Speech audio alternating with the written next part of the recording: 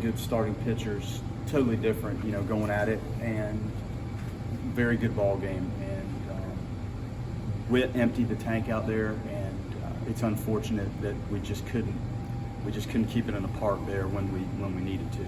He gave us everything he had.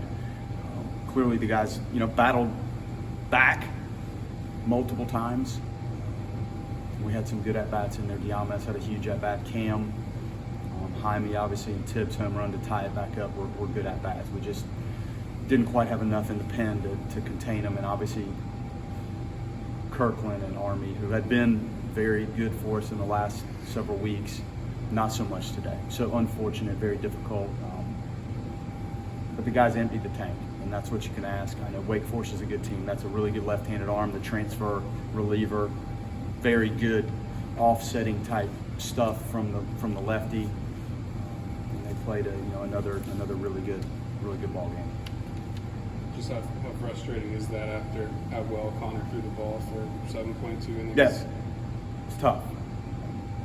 And you just want to keep it. You wanted to just keep it in the yard there, just keep it in the park. And if it got to Wilkin, we thought that was a much better matchup for Doug and Connor 2 weeks in a row. Like, it's just really good pitch execution and stuff. I think Louder yesterday, similar. Like, you had a fastball to both sides. You had two pretty good secondary pitches in play, and he was on it. And you go back last week, like, that's one of the reasons we kind of got him out of there for that last inning, just to conserve a little bit, knowing that we'd need every bullet that he had for the next 2 weeks.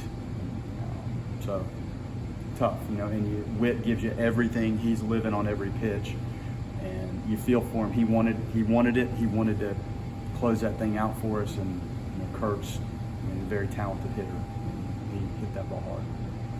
Diamas hit the wall pretty hard with the right shoulder. Is he doing okay? Or? I haven't got a chance. Initially, like when he was down, I thought this isn't real good, and then he kind of got up and seemed to be okay. And I think some of the testing Stoney did with him, he didn't obviously react real well to that. So I think they're getting him X-rayed. Hopefully he's okay. He lost a little bit of sense of where he was, even with the warning track, and he ran into the wall pretty much full speed, it looked like. So hopefully he's all right. Just the depth and strength of their lineup, especially there in the middle, just how hard is it to work through it and try to get the matchups that you're wanting to? Yeah, it's tough. Top to bottom, they have really good variety. Like they do. It's a complete package. The guys manage the strike zone well. They're aggressive. They use the field. They two-strike hit. They're very good. And the two big guys have, over the course of 2 years, Wilkin 3, they've grown physically. They're physical. They have power really to all fields. They're a very good offensive team. They kind of stay within themselves well and are tough, and there's not much breathing room. They've got some balance with the lefties and righties, and Hawk does a nice job of, he's totally different than some of the other guys in the lineup, but it doesn't give you much breathing room defensively or on the mound. It really doesn't.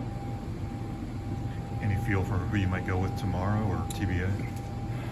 I think Arnold is in play. Ben Barrett's in play. Monty didn't throw much, so at some point, he's probably okay for tomorrow. But we haven't even gotten to that yet.